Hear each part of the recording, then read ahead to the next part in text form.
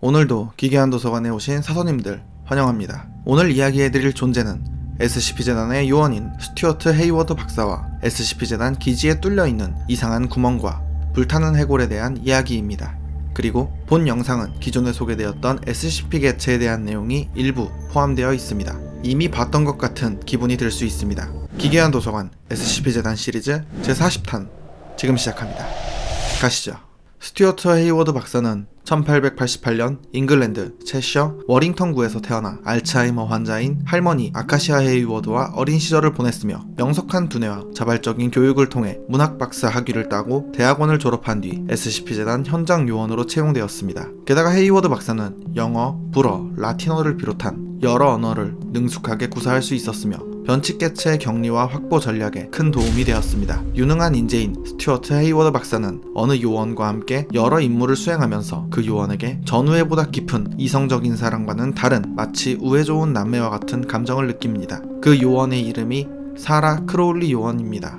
이 둘은 폭발하는 검은 개와 조우하며 위험에 처한 경우도 있었고 토끼 가면을 쓴 여성에 대해 함께 조사하면서 헤이워드 박사에게 토끼 가면이 자라난 적도 있었습니다. 그러던 어느 날 SCP-1619를 조사하던 중 그 안에 있던 변칙 개체들에게 목숨의 위협을 받게 되었고 결국 사라 크로울리 요원이 사망했습니다. 헤이워드 박사는 슬픔을 품에 안은 채 SCP-1619를 헤매이다 어느 남성을 만났고 거래를 하여 그곳을 탈출할 수 있었습니다. 이후 SCP-재단에서 임무를 수행하던 헤이워드 박사는 1998년 당시 110세의 나이로 사망했습니다. 그런데 스스로 헤이워드 박사라고 주장하는 SCP 개체가 있습니다. 시청 위험 레벨 4, 사람에 따라 무서울 수 있는 사진이 등장합니다. 일련 번호 SCP-2999, 격리 등급 유클리드, 별명 검은 고양이와 흰 토끼. 프로메테우스 연구소라는 조직의 지하기지에서 발견된 SCP-2999-A와 SCP-2999-B가 있었습니다. 이 중에서 SCP-2999-B는 자신이 헤이워드 박사이고 어떻게 죽었는지 기억나지 않지만 자신은 헤이워드 박사가 맞다고 했습니다. 면담을 통해 확인한 결과 헤이워드 박사라는 것이 증명되었고 이런 모습이 된 헤이워드 박사에게 SCP-2999-A는 자신이 사라 크로울리라며 거짓말을 하다가 결국 들켰고 SCP-2999-B는 매우 분노했었습니다. 참고로 헤이워드 박사를 SCP-2999-B로 부활시킨 건 SCP-2999-A였다고 합니다. SCP-재단의 우수한 요원에서 동료의 사망 이후 끝내 SCP로 부활한 남자 스튜어트 헤이워드 박사. SCP-2999-B, SCP-2999의 변칙적인 능력에 대해선 이전 영상을 참고해주세요.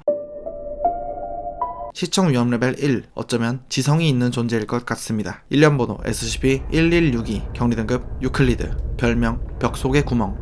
SCP-1162는 SCP-재단 제31기지 격리실험실 4에 벽면에 뚫려있는 지름 14.5cm의 구멍입니다. 깊이는 사용자에 따라 가변적으로 보이며 손전등을 이용해 구멍 내부를 비춰도 그저 끝이 없는 어두운 구멍입니다. SCP-1162의 변칙적인 현상은 지성이 있는 존재가 구멍에 팔을 최대한 넣었을 때 무언가 집을 수 있도록 활성화되는데 이때 SCP-1162의 구멍이 있는 벽면과 비슷한 재질의 벽면을 손끝으로 느낄 수 있었고 그 주변에서 손으로 무언가 집을 수 있었습니다. 그리고 사용자가 구멍에서 팔을 꺼내면 구멍 속에서 집어온 물건은 사용자가 한때 잃어버렸던 물건이라는 공통점이 있습니다. 그리고 그 순간 가지고 있던 무언가가 사라지게 됩니다. 즉 쉽게 말해 구멍에 팔을 넣어서 잃어버린 물건 하나를 찾을 수 있고 그 후 가지고 있던 물건 중 하나가 사라져버리는 것입니다. 게다가 만약 가지고 있던 물건을 구멍 속에 팔을 넣은 뒤 손에서 내려놓으면 그 물건은 사라져버리는 것이 확인됐습니다. 현재까지 확인된 바로는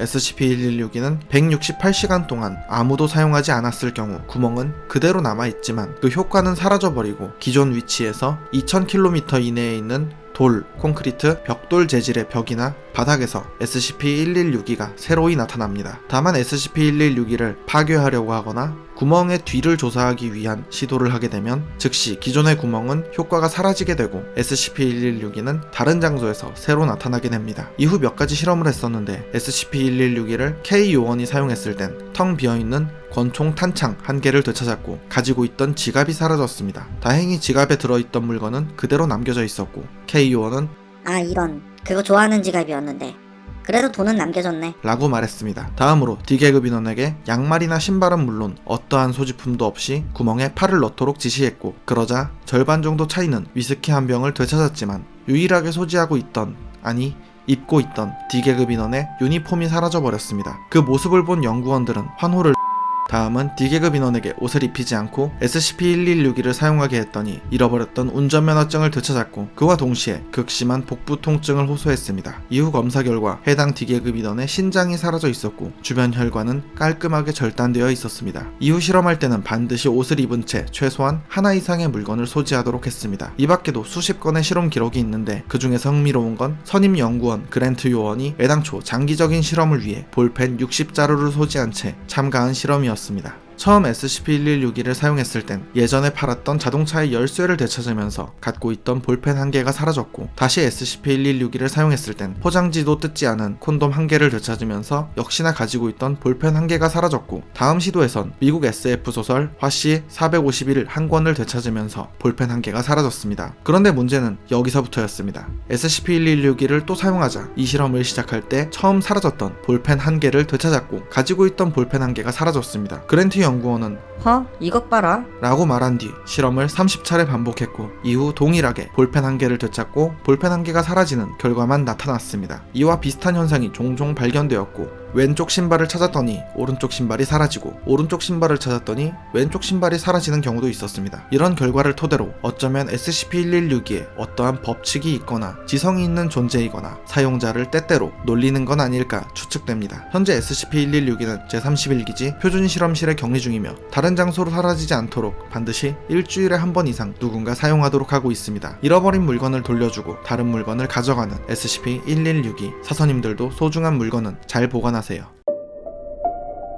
시청 위험 레벨 2. 어쩌면 굉장히 친환경적으로 써먹을 수 있을지도 모릅니다. 일련 번호 SCP-060 격리 등급 케테르 별명 지옥의 오컬트 해골. SCP-060은 17그루의 백참나무로 구성된 숲입니다. 그 면적은 약 8에이커이며 경기도 부천시에 위치한 부천대학교 전체 면적에 맞먹는 크기입니다. 참고로 해당 자료를 찾는 도중 몇몇 자료에서 32제곱킬로미터 면적이라고 쓰여진 걸 봤는데 SCP 영문 사이트와 한국 사이트 모두 8에이커 즉 32,000제곱미터입니다. 제곱킬로미터로 변환하면 0.032제곱킬로미터입니다. 어쨌든 SCP-060이라고 지정된 숲의 나무가 불타게 되면 SCP-060 알파라고 지정된 개체를 생성합니다. SCP-060 알파는 약 2.3m 키에 밝은 흰색의 화염으로 둘러싸인 채 살아 움직이는 성인 남성의 해골입니다. SCP-060 알파가 생성된 순간의 발화 온도는 대략 섭씨 1500도에 달하며 SCP-060의 나무를 약 20g 정도만 불태워도 SCP-060 알파가 생성되었습니다. SCP-060 알파는 언제나 단 하나의 개체만 출몰했으며 생성된 이후 매우 공격적인 행동을 보였으며 나름의 지능적인 면이 관찰되었습니다. SCP-060 알파는 SCP-재단 직원들을 향해 자신에게 둘러싸인 화염을 던지는 등의 공격을 했으며 SCP-060 알파의 이동 속도 또한 시속 80km로 매우 빨랐으며 도움 닫기 후 5m 높이까지 점프할 수 있었습니다. 몇 차례의 실험으로 인해 SCP-060 알파는 SCP-060 지역을 관리하는 SCP-재단 제66 060 위성기지에 대하여 기지의 구조와 대응 방법에 점차 적응하는 모습을 보였습니다. SCP-060 알파의 출현 이후 뛰어난 신체 능력과 끊임없이 분출되는 화염과 그 열기로 인해 초기 진압을 못할 경우 상당히 광범위한 재산 피해가 예상됩니다. 다만 무분별하게 화염을 던지는 듯 하면서도 SCP-060의 다른 나무에 불이 붙는 것은 기피하는 모습이 관찰되기도 했습니다. 현재까지 SCP-060 알파를 효과적으로 제압하는 방법으로는 충분한 양의 물이나 소화기 등의 발화 억제 물질을 사용하면 SCP-060 알파의 화염이 점차 약해지는데 이때 SCP-060 알파는 더욱더 위협적인 태도를 보인 뒤 갑자기 먼지로 변하여 분해됩니다. 이후 확인 결과 SCP-060 알파에 의해 불에 탄 구역에서 4주에서 6주 뒤에 SCP-060 개체들의 묘목이 자라기 시작합니다. 이러한 묘목이 자라고 또 불타게 되면 SCP-060의 격리 실패로 판단되며 발견 후 더 이상 자라지 않게 퇴비로 만들어 SCP-060 격리 구역에 투척합니다. 이런 초자연적인 특성을 지닌 SCP-060을 발견 당시 인근에 위치한 불타버린 집이 한 채 발견되었는데 조사 결과 은둔형 외톨이 조나단 코일이라는 사람이 거주했었으며 1996년 말에 실종 신고된 사람이었습니다. 그리고 추가로 확인된 내용은 조나단 코일은 오컬트 연구에 빠져 있었고 가족과의 인연도 끊은 채 시간이 흘렀고 압류 통지서를 전달하러 온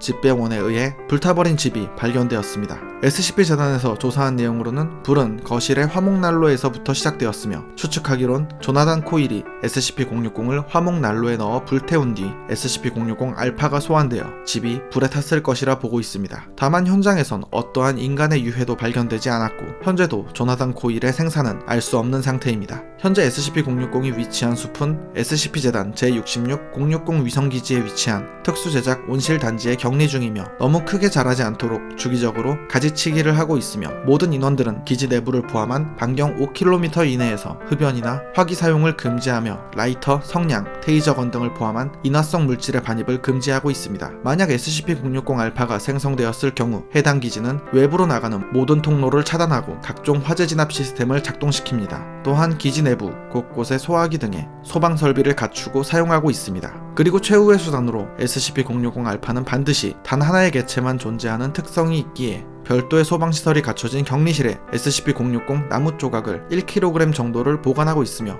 유사시 해당 나무 조각을 일부러 불태운 뒤 SCP-060 알파를 재소환하여 화재를 진압하기 위한 준비가 되어 있습니다. 불태우면 화염에 휩싸인 채 미쳐 날뛰는 해골을 소환하고 화염이 지나간 자리에서 새롭게 자라나는 나무 SCP-060 산불 조심, 꺼진 불도 다시 보자입니다. 사서님들도 불 조심하세요. 오늘 이야기는 여기까지입니다. 다음에도 더 기괴하고 재밌는 이야기로 찾아오겠습니다. 시청해주셔서 감사합니다.